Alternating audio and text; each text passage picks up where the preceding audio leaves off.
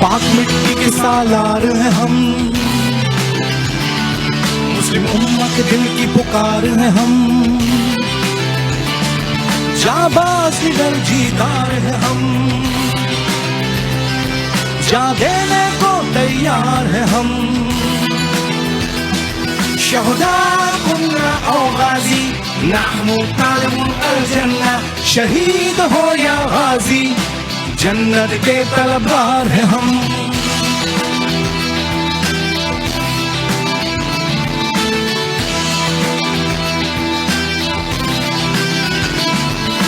दुश्मन में यलगार हैं हम, आरी ज़रब के बार हैं हम, मोमिन की ललकार हैं हम, हैदर की तलवार हैं हम।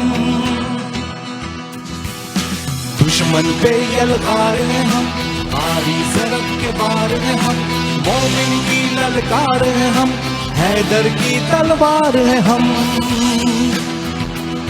शाही की तरह से दुश्मन पे झपटने को तैयार है हम। शहुदा कुन्ना औ गाजी, नहनु तालिबुल अल-जन्ना, शहीद हो या गाजी, जन्नत के तलबगार हैं हम।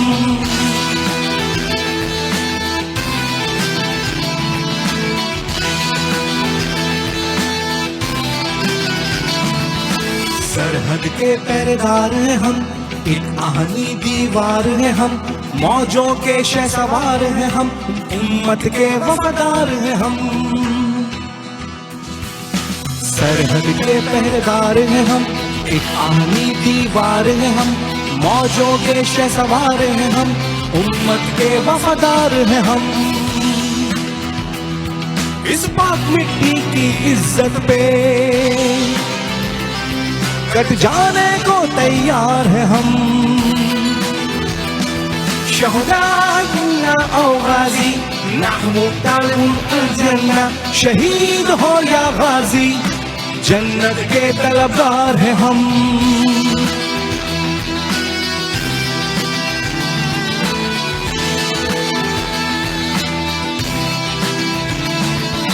मुल्क की तरक्की में किरदार हैं हम, इस मुल्क के अफकार हैं हम, अमन के परचार हैं हम, हुब्बुल वतनी से सरशार हैं हम। मुल्क की तरक्की में किरदार हैं हम, इस मुल्क के अफकार हैं हम, अमन के परचार हैं हम, हुब्बुल वतनी से सरशार हैं हम। इल्म से अंधेरों को मिटाने को तैयार है हम। शहुदा कुन्ना औ गाजी, नहनु तालिबुल अल-जन्ना, शहीद हो या गाजी, जन्नत के तलबगार हैं हम। शहुदा कुन्ना औ गाजी, नहनु तालिबुल अल-जन्ना, शहीद हो या गाजी, जन्नत के तलबगार हैं हम। Thank you, thank you. Welcome back after a short break. एक छोटे से ब्रेक के बाद आपके सामने दोबारा से हाजिर हैं। आज का प्रोग्राम जो है ना, यकीन करें इतना मतलब हमें खुद मोटिवेट कर रहा है, क्योंकि ये एक ऐसा जज्बा है और मार्का हक ने उसमें 4 चांद लगा दिए हैं। हुब्बुल वतनी के जज्बे को जो है ना, मतलब उसने झंझोर डाला है। तो खैर हम अपनी बात को वहीं से कंटिन्यू करेंगे जहां से ब्रेक पे जाने से पहले हमने छोड़ा था। तो मैं कर्नल साहब से रिक्वेस्ट करूंगी, जी सर आप कुछ अर्ज हाँ हम ये बात कर रहे थे कि जिस तरह ईरान ने पाकिस्तान पे बहुत ज़्यादा एतमाद किया इस सारे डायलॉग के लिए, तो उससे आप देखें कि हमारा दुनिया में मकाम कितना बुलंद हुआ। और जैसे वो सिकंदर भाई बात कर रहे थे डॉक्टर साहब के, अब शिया सुन्नी तो बहुत दूर निकल गया।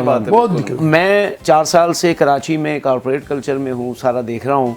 यकीन करें हमारे हिंदू दोस्त भी हैं, ईसाई भी हैं, पारसी भी हैं और भी दूसरी मज़हब के लोग हैं। मुझे फ़र्क ही नहीं फ़ील होता। वो भी मार्का हक में हमारे साथ खड़े थे, वो भी कहते हैं जी हम भी हैं बुनियानुल मरसूस। और मतलब मैं तो हैरान हूँ कि देखें हम बात करते हैं कि वहाँ पे हिंदुत्व है इंडिया में, तो यार हमारे पास भी तो कराची में बहुत हिंदू हैं।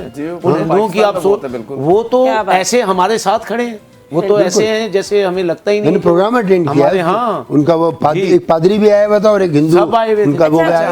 मैं चाहूंगी कि पहले हम सर का हमें ज्वाइन किया भी एक बहुत ही ज़बरदस्त सी शख्सियत ने, और वो कहते हैं ना फौज में बस जो था ना वो बस फिर क्या ही बात थी उसकी। तो हमारे साथ एक बहुत ही रिप्यूटेड गेस्ट हैं, पाकिस्तान की शान है, क्योंकि ब्रिगेडियर सैयद करार हुसैन साहब जो कि हमारे साथ इस महफिल में मौजूद है, तो हम उनको भी खुशामदीद कहेंगे। सर बहुत शुक्रिया, आपने अपना कीमती वक्त दिया। आपका और बहुत शुक्रिया। सर आपसे गुफ्तगू का आगाज़ करते हैं कि मार्का हक, और माशाल्लाह अभी डॉक्टर सिकंदर साहब का तो दिल भर आया था जो हम बातें कर रहे थे।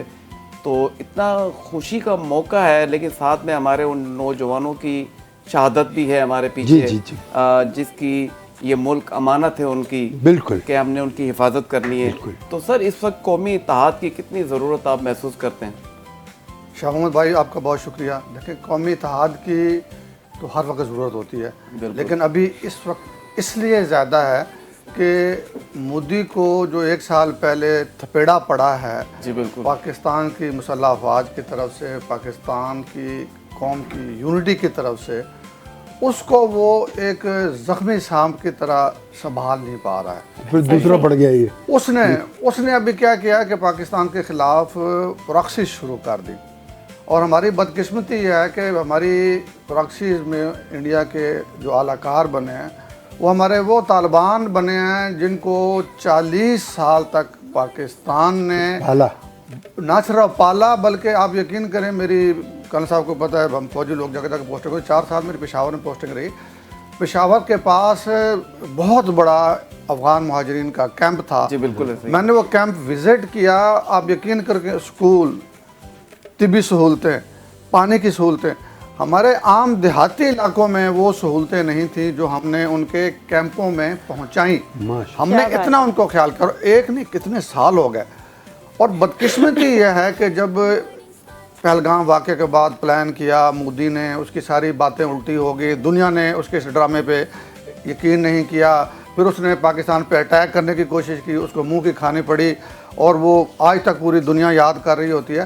तो अब उसके पास चॉइस क्या था? ये वही तालिबान थे जिनको अशरफ गनी के दौर में इंडिया का मीडिया दहशतगर्द, बुनियाद परस्त, क्या क्या इल्ज़ाम इन तालिबान को उन्होंने नहीं दिए। ये वही तालिबान थे जिनका नाम लेना जो है ना हिंदुस्तान के वज़ीर ख़ारजा पसंद नहीं करते थे, कहता मैंने नाम नहीं इनका लेना। ये वही लोग जब उधर गए तो उन्होंने कहा हमने तस्वीर नहीं उतरानी, चूँकि पाकिस्तान से उन्होंने शिकस्त खाई और शिकस्त फाश खाई, तो उसका बदला लेने के लिए उन्होंने एक प्रॉक्सी शुरू की।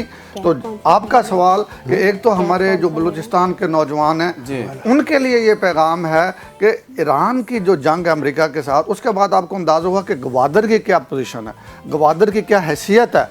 अगर आज बलोच नौजवान ये समझ ले कि हमने बलूचिस्तान में अमल लाना है, तो ये चंद सालों में गवादर, आप यकीन करें, यूएई से बेहतर शहर बन जाएगा। ठीक हो गया?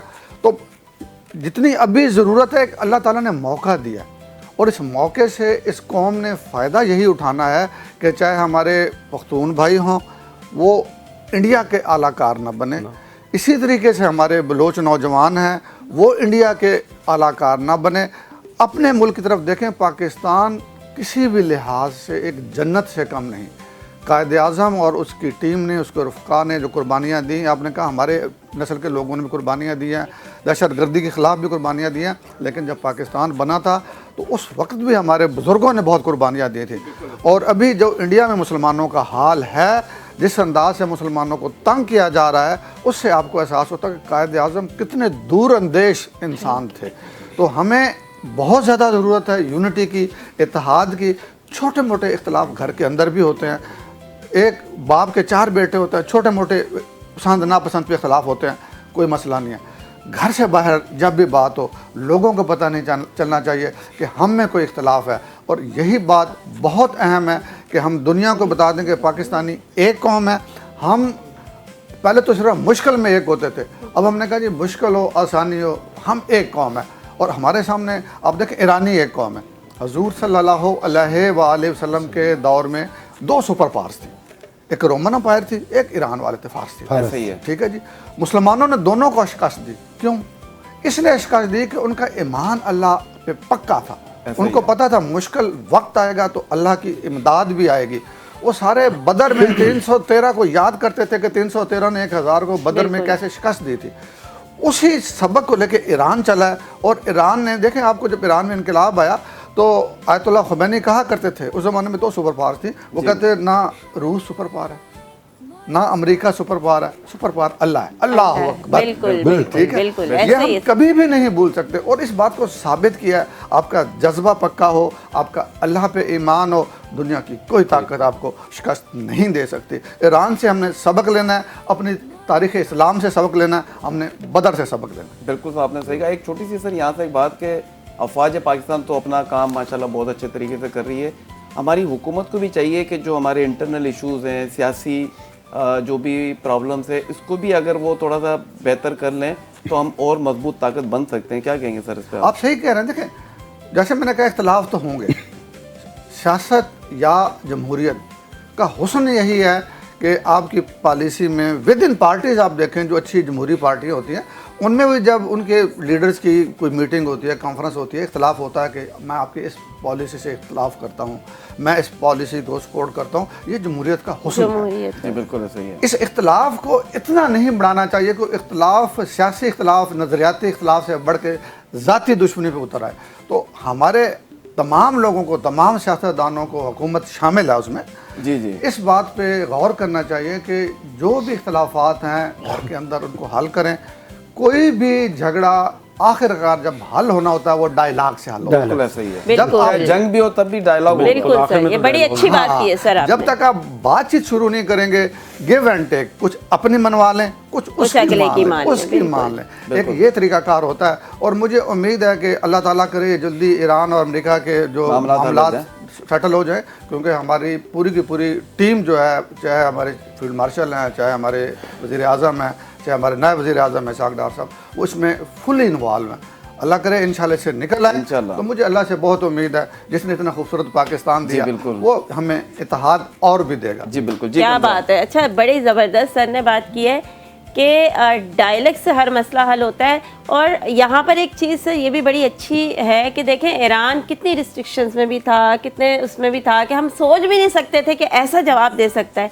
लेकिन वही आपकी बात के जज्बा, हम स्टार्ट में भी बात करते हैं, मुसलमानों में जो जज्बा है ना, कि और फ़ौज में ख़ास करके भाई मर गए तो शहीद, जीत गए तो गाजी, तो ये जो है बड़ी बड़ी अच्छी बात है। लेकिन मैं आपसे सर इस बारे में ये भी पूछना चाहूँगी कि मार्का हक ने दुनिया में ये बता दिया, साबित कर दिया कि पाकिस्तान की फ़ौज अपने मुल्क का दिफा कर सकती है, और ऐसा कर सकती है कि आप देखते रह जाएं।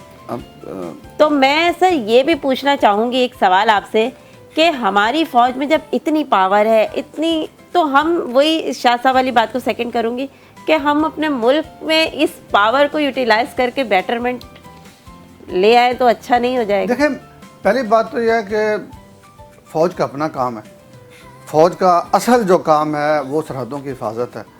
ऐसे हमारे बाद सियासी लोग या हमारे दुश्मन इन्वॉल्व करते हैं फ़ौज को साथ में, बेसिकली ये सियासत फ़ौज का काम नहीं है। मुल्क के अंदर जब भी क्राइसिस होता है ना, फ़ौज आगे आती है। मिसाल के तौर पे मैं मेजर था, 90s की बात है, वापदा के बहुत लॉसेस हो गए। जी जी। तो फ़ौज को कहा गया कि जी आप जाएं, लोगों के मीटर जो चोरी कर रहे हैं पकड़ें। फ़ौज ने बहुत सी चोरी पकड़ी, वापदा बिल्कुल कोलैप्स होने वाला था। जी प्रॉफिट में आ गया सर उसके बाद तो फ़ौज ने जो काम फ़ौज को दिया जाता है, ठीक है, दिया जाता है। उसके बाद फिर क्या हुआ, घोष स्कूलों का मसला चला। बेशुमार स्कूल ऐसे थे, दुनिया हैरान थी, पाकिस्तान में इतने स्कूल हैं, इतने हज़ारों के तादाद में असातिज़ा कराम हैं, कागज़ों में आपको इतने स्टूडेंट्स नज़र आते हैं, लेकिन आपकी तालीम बेहतर नहीं हो रही। तो जब सर्वे किया गया तो बहुत से स्कूल कागज़ों में थे और वडेरों के, चौधरियों के, जागीरदारों के जानवर बंधे हुए होते थे। औताक बने। अच्छा सर, यहाँ से हम दोबारा आएंगे सर, आपसे एक गाना सुनते हैं। जी जी, इंशाल्लाह, बिल्कुल। मैं ये सॉन्ग मैं डेडिकेट कर रहा हूँ अपनी तमाम जॉइंट अफवाज को, क्या बात है, आर्मी, एयरफोर्स, नेवी, सबको। क्या बात है, ये गाना क्या मैं बात। पेश कर रहा हूँ। क्या बात है डॉक्टर साहब आपकी।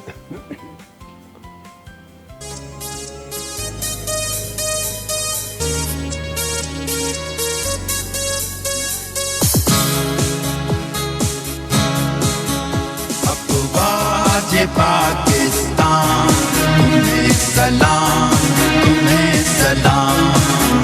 अफवाज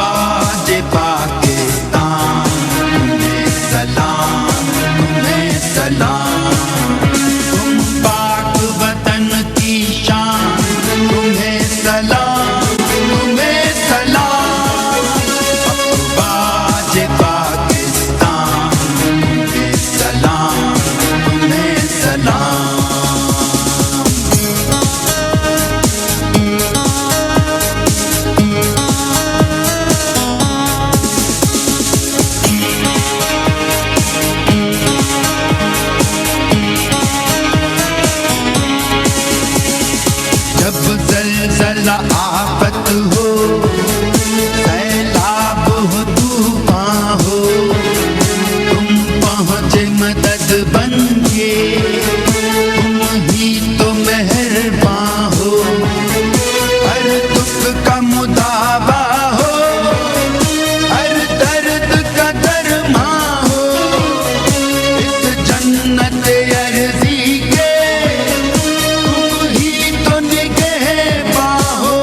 हम सब तुम पर कुर्बान, तुम्हें सलाम, तुम्हें सलाम। अफवाज पाकिस्तान, तुम्हें सलाम, तुम्हें सलाम।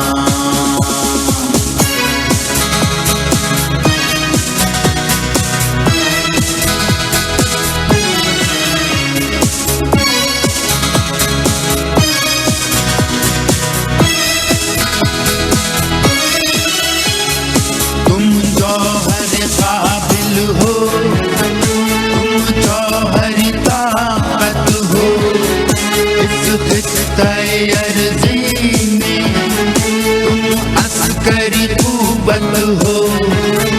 तामी और तरक्की में तुम जानिब मंजिल हो, तुम हक़ के सिपाही हो, इस्लाम की हुर्मत हो। ऐ फौजे आलीशान, तुम्हें सलाम, तुम्हें सलाम। अफवाज पाकिस्तान, तुम्हें सलाम, तुम्हें सलाम।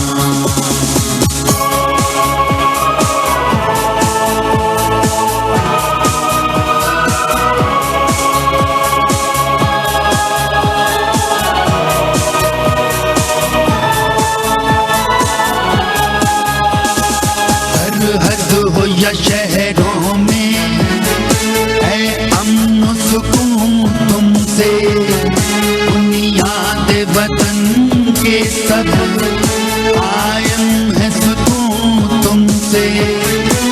ईसार वफाओं के जिंदा है जुनून तुमसे। माओं की दुआओं में पैगाम कहूँ तुमसे। अल्लाह निगहबान, तुम्हें सलाम, तुम्हें सलाम। अफवाज पाकिस्तान, तुम्हें सलाम, तुम्हें सलाम। अफवाज पाकिस्तान, तुम्हें सलाम, तुम्हें सलाम।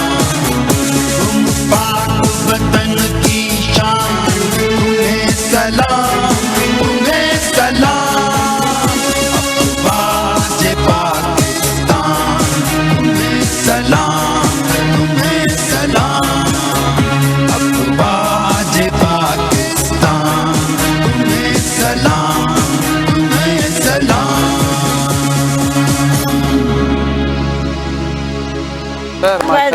जी। और देख के हमें चाहिए कि हमें रिकमेंड करें सर कि बॉर्डर पे और इधर डॉक्टर साहब की जरूरत है। मैं वहाँ और जाके दूसरा, song गाऊंगा। मुझे ये लगता है कि आपके जो मरीज हैं वो वैसे ही आपकी इन चीज़ों को देख के उससे जज्बे से ही ठीक हो जाते बल्कि हैं। मैं तो एक बात कहूँगा कि हम सब ने मिल के और आपने स्पेशली अफवाज पाकिस्तान को सलाम पेश किया, हम आपको भी सलाम पेश करते हैं। माशाल्लाह आपका जो बिल्कुल, जज्बा है बिल्कुल। उसकी कदर करनी चाहिए। बिल्कुल, बिल्कुल। अब हम आते हैं ज़ैबुल्लाह साहब, ये बताएं कि हमारे जो नौजवान हैं माशाल्लाह से, हमारी जो यूथ का जो अगर हम उसका रेशो देखें तो 60 to 65% है, जो कि पूरी दुनिया में शायद किसी भी मुल्क के पास ये कुव्वत नहीं है।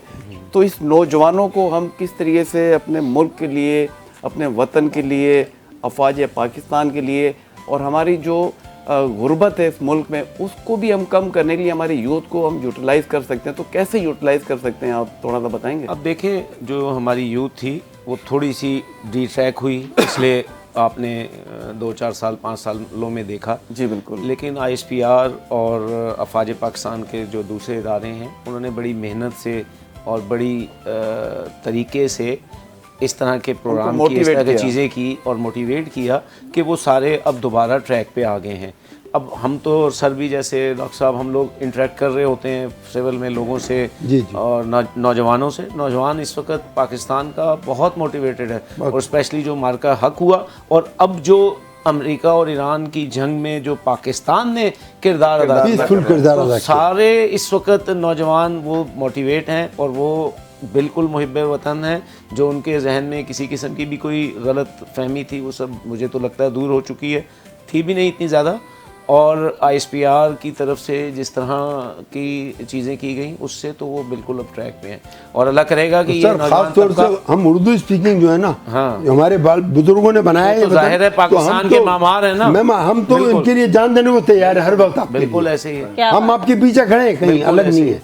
और अब ना एक ट्रेंड थोड़ा सा चेंज भी हुआ है। शुरू में मैं देख रहा था जितने नौजवान थे जैसे ही वो ग्रेजुएशन करते थे, डॉक्टर बने, इंजीनियर बने, बाहर जाना है बाहर जाना है। अब आहिस्ता आहिस्ता ट्रेंड चेंज हुआ और अब पाकिस्तान ने एक टेक ऑफ भी किया है। हमारी अब इकॉनमी और वो सारी चीज़ें ठीक होना शुरू हो गई हैं। तो अब हमारा नौजवान तबका वो इस मुल्क में रह के कंट्रीब्यूट करना चाहता है। तो खैर पहले भी उसको गलत हम करते थे, ब्रेन ड्रेन का जो लफ्ज़ इस्तेमाल किया जाता था वो ऐसा नहीं था। जैसे हमें बताया गया कि भाई ये ब्रेन ड्रेन, वो ब्रेन ट्रेन था, ट्रेनिंग के लिए वो जा रहे थे, ट्रेन होके उन्होंने आना अपने मुल्क के लिए। जैसे डॉक्टर साहब अमेरिका में रह के इतने हाँ, साल सर वापस लेकर आए आया ना, ना। तो फिर वतन I had से a मोहब्बत तो commitment आज with भी my है, mom. लेकिन ना, वतन Whenever से- she gonna call me, I'm gonna come back. हाँ। और ये मेरी धरती माँ भी, ये भी माँ ही है मेरी, बिल्कुल क्या बात सर ये माओ की माँ है, माँ की माँ माओ है की सर। माँ है, धरती क्या माँ। बात है, बड़ा बिल्कुल खूबसूरत जुमला सर आपने दिया है। माओ की माँ माओ है की माँ है। और ये धरती माँ है। क्योंकि जैसे कि हमें पता है कि हम जब बचपन में छोटे ही थे ना, तभी हमारे अंदर ये चीज़ कुदरती तौर पे भी है लेकिन हमारे माहौल में भी है कि हमारी ग्रूमिंग में ये शामिल है कि हमें वतन से मोहब्बत और फिर फौज को देख के तो रश्क होता ही है। एक्चुअली बिल्कुल ऐसा ही है। ये जो अच्छा वतन से सर आपसे एक चीज़ मैं पूछना ये चाह रहा था कि देखें माशाल्लाह अफवाज पाकिस्तान ने जो अपनी कारकर्दगी दिखाई है और जिस तरह पूरी दुनिया में नाम रोशन किया और जो ग्रीन पासपोर्ट जो हमारा है वो जिस तरीके से अपग्रेड हो रहा है माशाल्लाह से, तो अगर ये यूनिटी रहती है तो हमारी मुल्क में तकरीबन 30 से 40% के करीब जो है वो गुर्बत है, बल्कि गुर्बत की लकीर से लोग नीचे हैं। तो इस तरीके से अगर हमारे यहाँ कंसेंसस हो तो गुर्बत भी काफ़ी हद तक कम हो सकती है। इस पर सर आप थोड़ी सी रोशनी डालिएगा। मैं इस पे आपके सवाल का जवाब दूंगा। पहले मैं थोड़ा सा ऐड कर जी। दूं जो आपने जी, कर्नल जी। ज़ेब से क्वेश्चन किया था जी, जी। नौजवानों के मतलब। मैं चूँकि अच्छे शोरा को पढ़ता रहा हूँ तो मैं उसी शेर के जो है ना रेफरेंस से कहूँगा। जी बिल्कुल। नौजवानों के लिए कहता है, जहाँ में अहले ईमा सूरत खुर्शीद जीते, वाह वाह वाह, क्या बात है। जहाँ में अहले ईमा सूरत खुर्शीद जीते हैं, इधर डूबे उधर निकले, उधर डूबे वाह इधर वाह वाह निकले। वाह वाह, क्या बात है, ठीक है? क्या बात है। तो कौमों पे मुश्किल वक्त भी आते हैं, आसानियाँ भी आती हैं। ऐसे ही है, ये जो मैंने खुर्शीद का आपको एक रेफरेंस दिया है कि तुलू भी होता है, गुरूब भी होता है। हमारा खुर्शीद अल्हम्दुलिल्लाह लास्ट ईयर तुलू हुआ है। नौजवानों के लिए ये पैगाम है कि बहुत सी जॉब्स, बहुत सी अपॉर्चुनिटीज़ पाकिस्तान के लिए इंतज़ार कर रही हैं और आप दुआ करें अगर ईरान और अमेरिका के इस मसले को जिस अंदाज से हमारी हुकूमत लेके चल रही है चल जाए। आप देखें दुनिया जहान का इन्वेस्टर यहाँ पे आएगा, इंशाअल्लाह। दुनिया जहान की यहाँ पे सहूलतें होंगी और इंशाअल्लाह इस पूरे खित्ते में ख़ास तौर पे पहला जैसे मैंने आपका मार्का हक और दूसरा ईरान और अमेरिका की जंग, इस पूरे खित्ते का वर्ल्ड ऑर्डर चेंज हो गया। चेंज हो गया। अब फैसले जो बाहर न्यूयॉर्क वाशिंगटन में होते पाकिस्तान में थे हो रहे हैं। वो पाकिस्तान में होंगे, एटलीस्ट इस खित्ते में। इस खित्ते में। तो इसका दूसरा मतलब ये है कि जो अभी आपका सवाल था उसी से बिल्कुल ये ऐसे लिंक हो गया है कि वो जो गुर्बत की, देखे पैसा चाहिए होता है ना गुर्बत खत्म करने माशाल्लाह के इस खत्ते की सुपर पावर बन चुका लिए। था। हाँ, तो पैसा चाहिए होता ना, तो पाकिस्तान को 2-3 चीज़ें चाहिए। सबसे पहले तो पाकिस्तान का जो एक नासूर है, दीमक है, वो है करप्शन। हर इंसान को सबसे पहले तो अपनी अकाउंटेबिलिटी करनी चाहिए, चाहे हमारा सरकारी मुलाजिम है, चाहे हमारा ठेकेदार है, चाहे हमारा दुकानदार है। जब अपना वो गिरबान देखेगा उसको अंदाज़ा होगा कि इस कौम के साथ वो क्या कर रहे हैं। सब कुछ यहाँ छोड़ दूसरों के के जाना, गिरबानों में झांकने के बजाय अपने अपने गिरबान में में करे, झांके। सब कुछ इस दुनिया में छोड़ के जाना होता है। सिकंदर भी गया तो उसने कहा था मेरे दोनों हाथ बाहर निकाल दो, दुनिया देख लेके पूरे आधी दुनिया का फाते खाली हाथ जा रहा है। सिकंदर भी और वो गया 30 दुनिया में के दोनों फौत हुआ था, नौजवानी में फौत हो गया था। तो हर आदमी को चाहिए जितने मर्जी पैसे इकट्ठे कर ले, छोड़ के यहीं जाने हैं। और बड़े बड़े नेक लोगों के बच्चे मैंने देखा, जब हराम का पैसा होता है ना तो वो ऐसे ज़ाया होता है कि पूरे ख़ानदान की वो आप समझे रफ़ को ख़राब कर देते हैं। तो एक तो करप्शन ख़त्म हो, दूसरी बात यह है कि टैक्सेस में हमारी जो थोड़ी चोरी है वो कम हो। हुकूमत को चाहिए कि अपने फजूल अखराजात को कम करें। फ़ाइल शुमारी की जो मुहिम पब्लिक के लिए है, ये हर आदमी के लिए है। क्योंकि जब तक ये कम नहीं होगी तो फिर कैसे होगा। और ये हो जाए तो आपके पास पैसे होंगे और उस पैसे से फिर ये गुर्बत इंशाल्लाह मुल्क के अंदर इंडस्ट्री भी लगेगी, मुल्क के अंदर जॉब्स भी आएंगी और यही गुर्बत फिर ख़त्म होगी, इंशाल्लाह ख़त्म होगी। अल्हम्दुलिल्लाह, जैसे मैंने कहा है कि वो इधर डूबे उधर निकले, उधर डूबे इधर निकले, इधर निकलने का टाइम आ गया। बिल्कुल ऐसा ही है। बहुत अच्छा कहा आपने सर। ज़ैबुल्लाह साहब, इसी तरीके से मैं ये कहूँगा कि गुर्बत कम करने का एक यही तरीका है कि हम ज़्यादातर ना IMF की तरफ, वर्ल्ड बैंक की तरफ, अभी भी आज भी मैं न्यूज़ देख रहा था हमारी गवर्नमेंट की तरफ से कि हम रुजू कर रहे हैं कि जी हमें और मज़ीद कर्ज वगैरह चाहिए। तो क्यों ना जो आपने एक बात कही कि हम अपने जो एक्सपेंडिचर्स हैं उनको हम कम करें ताकि गुर्बत जो है वो कम हो और हमारा मुल्क तरक्की करे। देखिए, जब तक गुर्बत कम नहीं होगी ना तो इन्वेस्टमेंट जब आएगी हमारे मुल्क में, जब हमारा लॉ एंड ऑर्डर बेहतर होगा। और जितनी गुर्बत ज़्यादा होती है जिस मुल्क में होती है वहाँ पर ये प्रॉब्लम्स होती हैं। तो हमारी गवर्नमेंट को चाहिए कि वो अपने अखराजात कम करे और डेट को कम करे, क्योंकि जितना आप कर्ज लेंगे उस पर आपको मार्कअप देना है। तो मैक्सिमम आपका जो ड्यूटी स्ट्रक्चर है हमारा कि टैक्सेस इतने ज़्यादा हैं, तो मैं तो एज ए बिजनेसमैन हमेशा ये एडवाइस देता हूँ कि टर्नओवर बढ़ाएं, टैक्सेस कम करें, आपका रेवेन्यू बढ़ेगा। सर, इस पे आप क्या कहेंगे? बिल्कुल ऐसे ही है। और अब देखें, IMF की तरफ गवर्नमेंट जो यही बताती थी कि इंशाल्लाह ये आखिरी प्रोग्राम है या एक आध साल के अंदर हम इस काबिल हो जाएंगे कि IMF से कर्जा, मैं आज ही की न्यूज़ देख रहा हूँ, कर्जा लेना बंद कर दें। और जब ये बंद हो जाएगा आपकी इंडस्ट्रीज़ चलेंगी, आपके मुल्क में जितना भी कारोबार बढ़ेगा तो आहिस्ता आहिस्ता जो है हमारा गुर्बत की लकीर से हम ऊपर आएंगे। बिल्कुल। और फिर डेफिनेटली गवर्नमेंट को भी इस चीज़ का एहसास होगा कि जो टैक्सेस और वो हैं वो ज़्यादा हैं, उसी की वजह से, जैसे सर ने कहा कि हम टैक्स चोरी ना करें, बेसिक वजह तो ये है कि टैक्सेस ज़्यादा हैं। तो हर आदमी फिर उसमें लूप होल्स ढूंढता है, वो राइट लेफ्ट होके उसमें चाहता है कि मैं किसी तरह इन टैक्सेस को कम कर दूं। सैलरीड पर क्लास और दूसरी क्लास हैं उनके तो एट सोर्स कट जाते हैं टैक्सेस। जो बाकी हमारे बिजनेसमैन हैं, ताजिर हज़रात हैं, वो लोग सारे वो फिर इस तरफ जाते हैं। तो डेफिनेटली जब हमारे मुल्क में एक कारोबार और वो सारी चीज़ें होंगी, अमन व अमान तो अब बेहतर होना शुरू हो गया, हमें नज़र भी आ रहा है। जो अफ़गानिस्तान में आपने किया, जो वहाँ से दहशतगर्दी होती थी और आपने अच्छी खासी ठुकाई करके अब उनको अपनी जगह पे खड़ा कर दिया है, तो अब अल्हम्दुलिल्लाह दहशतगर्दी का माहौल ख़त्म होता जा रहा है। तो इंशाल्लाह हमारा अमन हो जाएगा और हम बूम करेंगे एज अ कारोबारी। बिल्कुल ऐसे ही है। और वही बात है सर कि देखें, स्ट्रेटजीज जब अच्छी होती जाती हैं तो फिर रिजल्ट भी अच्छे निकलते हैं।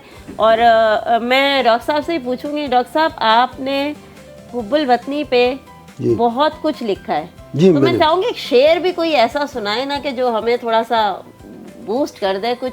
अभी आपने जैसे थोड़ी देर पहले एक सुनाया था, तो थोड़ा सा एक।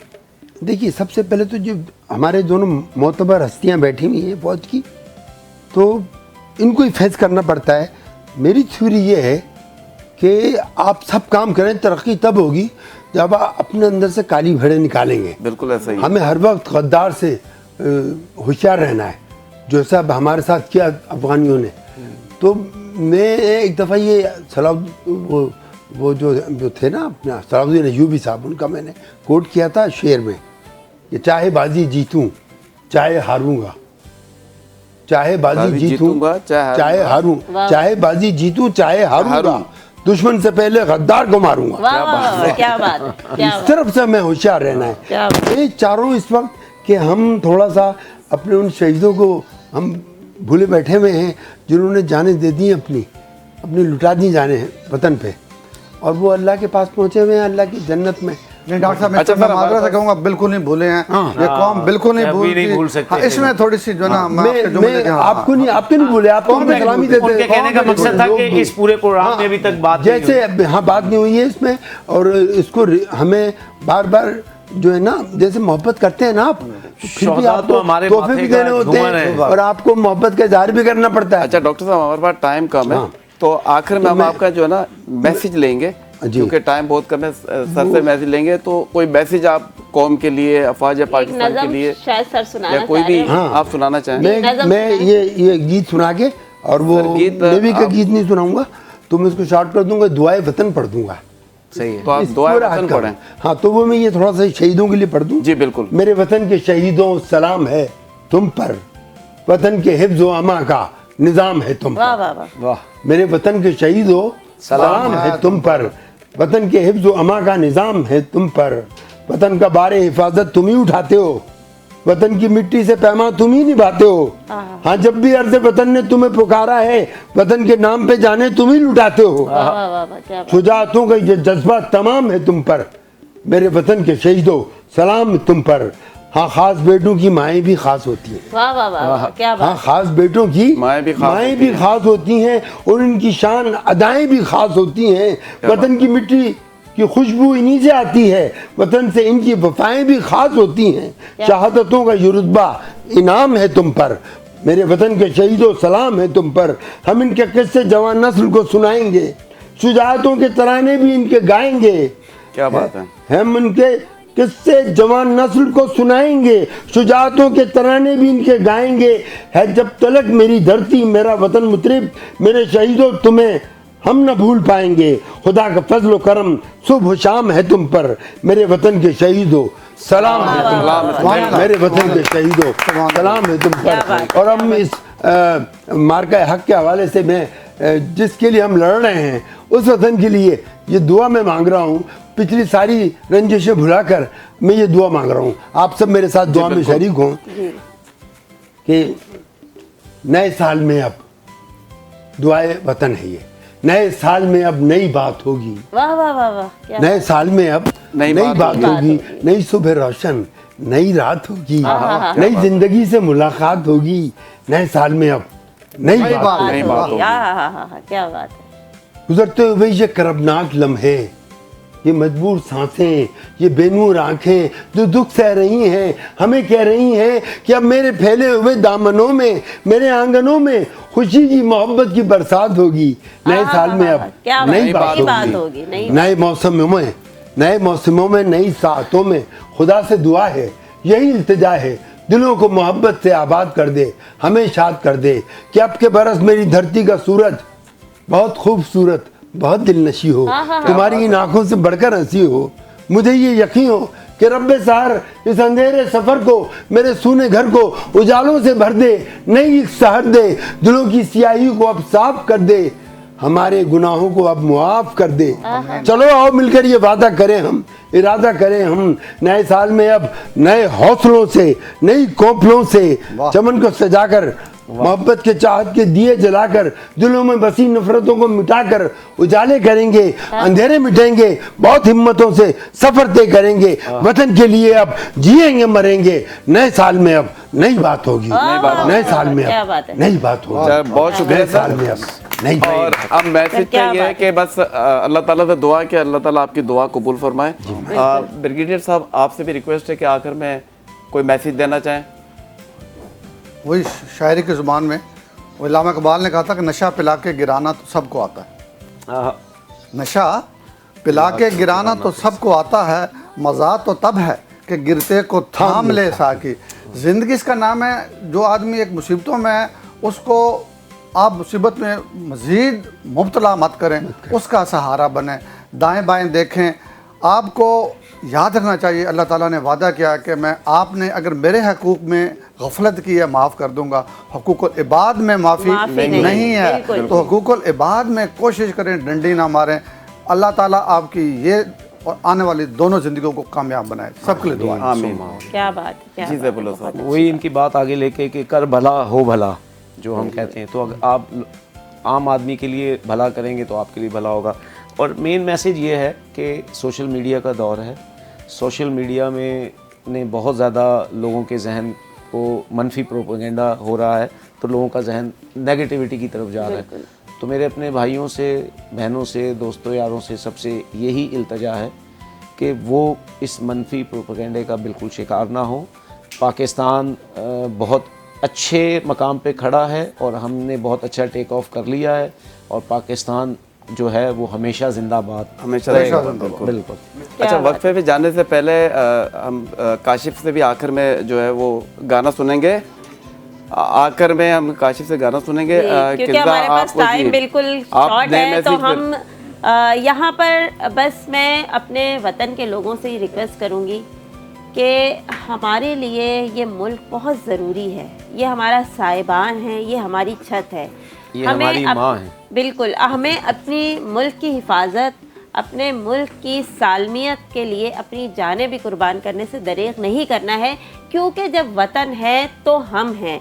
अगर किसी का घर ना रहे तो वो कैसा फील करता है ये आप समझ सकते हैं। ये मुल्क आप अभी हमारे लिए कहना आसान है कि हम जब कह देते हैं ना कि यहाँ पर ये है, वहाँ पर ये है, बाहर देखें ऐसा नहीं है, वैसा नहीं है, ये अभी आप सिर्फ कहते हैं। जब आप फेस करेंगे तो आपको अंदाज़ा होगा कि आपको जो आज़ादी इस मुल्क में हासिल है वो आपको कहीं नहीं मिल सकती, क्योंकि इंसान अपने घर में जो है जिस खुशी और एतमाद से रह सकता है वो कहीं नहीं रह सकता। जन्नत है ये। तो आप अपने मुल्क की हिफाजत करें, अपने मुल्क से मोहब्बत करें। और नई नस्ल को मैं ये ज़रूर कहना चाहूँगी कि ये पढ़ लिख कर कुछ जब बने ना तो अपने मुल्क के लिए काम करें। बाहर जाके बसना ठीक है, अगर किसी का कोई ड्रीम है कि जी मैं बाहर जाऊँ, वहाँ जाके एजुकेट हों, चीज़ें लेकर अपने मुल्क में आएँ, अपने मुल्क के लिए तो कुछ करें। आप पर इसका कर्ज है और इस कर्ज को आपने अपने तौर पे तो चुकाना है ना, तो अपनी जो एफर्ट है उसे डालें अपने मुल्क के लिए। अपने मुल्क से मोहब्बत में ये साबित करें कि आपने अपना क्या रोल प्ले किया। आप ये गिला छोड़ दें कि मुल्क ने हमें क्या दिया है। मुल्क ने क्या देना है? मुल्क ने वही देना है जो आपने इसको दिया है, वो आपको वही रिटर्न करेगा जो आप इसमें बो रहे हैं। तो ये सब हमारी ही गलतियां हैं जो हम भुगत रहे हैं, हमें इसे सुधारना पड़ेगा। जी, कि मेरी नज़्म शिकवा वतन, वतन इन भेड़ियों से शिकवा कर रहा है। टाइम हमारे पास तो बहुत कम है। उसमें दो अशार सुना हूँ। सिर्फ टाइम कम है हाँ, बहुत। तो दो अशार सुना रहा हूँ कि खुदा देखिए इसमें ये जो बड़े काम की चीज़ बता रहा हूँ मैं आपको।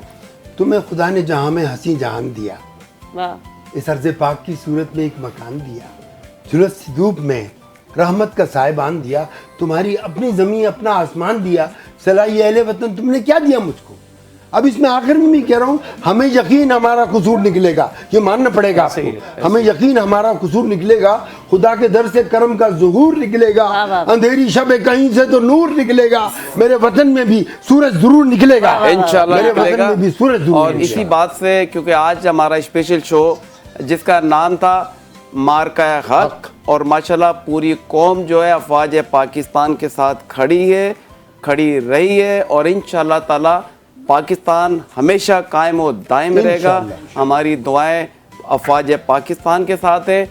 और मैं हमेशा एक बात ये कहता हूँ कि जो हमारी नौजवान नस्ल है, अगर इसको हम सही यूटिलाइज़ कर लें, इसको हम स्किल्ड कर दें, इनको हुनर दे दें, इनको हम मोटिवेट कर दें, तो ये वो कौम है जो कि बहुत कुछ कर सकती है। और माशाल्लाह हर तरफ से जो है अच्छी खबरें आ रही हैं कि पाकिस्तान पूरी दुनिया में अमन कायम कर रहा है, जिसको एक वक्त में कहा जाता है कि दहशतगर्द मुल्क है, आज दुनिया तस्लीम कर रही है। उन्होंने देख लिया है कि पाकिस्तान वाकई एक अमन पसंद मुल्क है, और सिर्फ अपने लिए नहीं बल्कि पूरी दुनिया के लिए आगे बढ़ रहा है, और पूरी दुनिया में अमन लाने के लिए ये जो है इक़दामात उठा रहा है। इसी तरीके से अब मैं जो हमारी हुकूमत है उससे मैं ये कहूँगा कि गुर्बत कम करने पे तवज्जो दें, क्योंकि गुर्बत कम होगी तो हमारे मुल्क से जो है वो आप देखिएगा कि जितने भी क्राइम्स हैं वो कम होंगे, दहशतगर्दी कम होगी। जब लोगों को नौकरियां मिलेंगी, हर आदमी काम पर जा रहा होगा, कमा रहा होगा, खर्च कर रहा होगा, तो यकीनन गवर्नमेंट को इससे रेवेन्यू ज़्यादा मिलेगा एज़ कम्पेयर टू ज़्यादा टैक्सेस लगाने से। क्योंकि मैं एक बिजनेसमैन हूँ, मुझे पता है कि टैक्सेस कम करें, रेवेन्यू बढ़ाएं। जहाँ मिसाल के तौर पे एक गाड़ी बिकती है वहाँ 10 गाड़ी बिकेंगी, तो गवर्नमेंट को 10 गाड़ियों का रेवेन्यू मिलेगा, 10 गाड़ियाँ रजिस्ट्रेशन होंगी, 10 वेंडर्स के साथ काम कर रहे होते, तो ये टैक्सेस आपके बढ़ जाएंगे। तो मैं अपने तमाम मेहमानों का शुक्रिया अदा करता हूँ। खासतौर पर ब्रिगेडियर साहब आपका बहुत शुक्रिया कि आपने अपना कीमती वक्त हमें दिया। आपका बहुत शुक्रिया। रेगुलर साहब आपका बहुत शुक्रिया, सिकंदर साहब आपका बहुत शुक्रिया। तो उम्मीद है कि आपको हमारा आज का शो पसंद आया होगा और हम यहाँ पर ही अपना वाइंड अप करते हैं और लास्ट में सईद काशिफ जो है हमें एक गाना सुनाएंगे और वहीं से जो हमारा प्रोग्राम जो है वो ख़त्म हो जाएगा। और कल फिर आपसे मिलेंगे नेक तमन्नाओं नेक दुआओं के साथ। अल्लाह हाफिज़।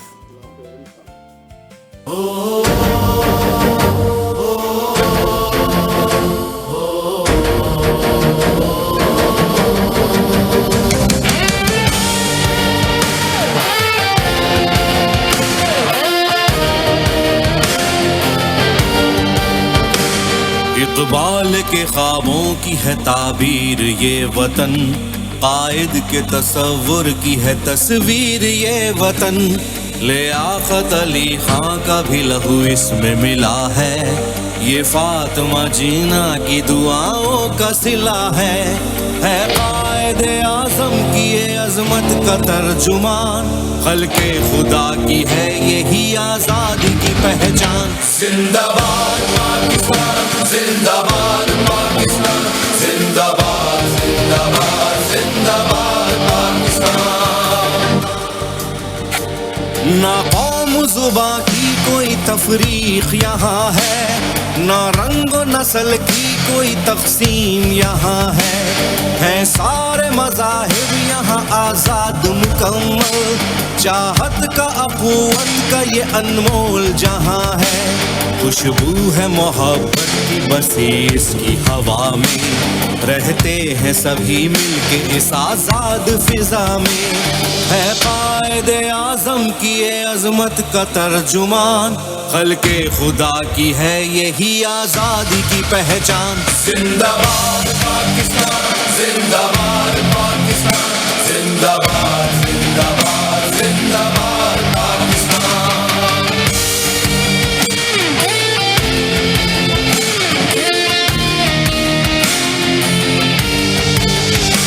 सिंध हो बलोचिस्तान हो खैबर हो या पंजाब, हर दिल यहाँ खुशहाल है, हर रात है शादाब। मिलजुल के तरक्की के सफर पे है गामज़िन, कोई भी हो मैदान सदा होंगे कामयाब। इल्म व हुनर की राह को हमवार है रखना, हर दिल को जुनू से यूं ही सरशाद है रखना। है कायद आज़म की ये अज़मत का तर्जुमान, खल्क़े खुदा की है यही आज़ादी की पहचान। जिंदाबाद पाकिस्तान, जिंदाबाद पाकिस्तान, जिंदाबाद जिंदाबाद जिंदाबाद पाकिस्तान।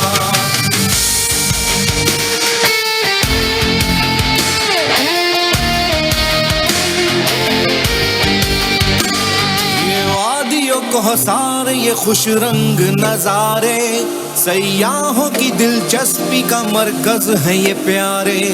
हर दिल की तमन्ना है ये, हर लब की दुआ है, हर दम यूं ही रोशन रहे ये चांद सितारे।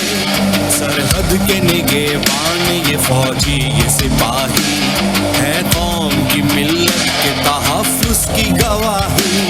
है कायद आज़म की ये अज़मत का तर्जुमान, खल्क़े खुदा की है यही आज़ादी की पहचान। जिंदाबाद पाकिस्तान, जिंदाबाद पाकिस्तान, जिंदाबाद जिंदाबाद जिंदाबाद।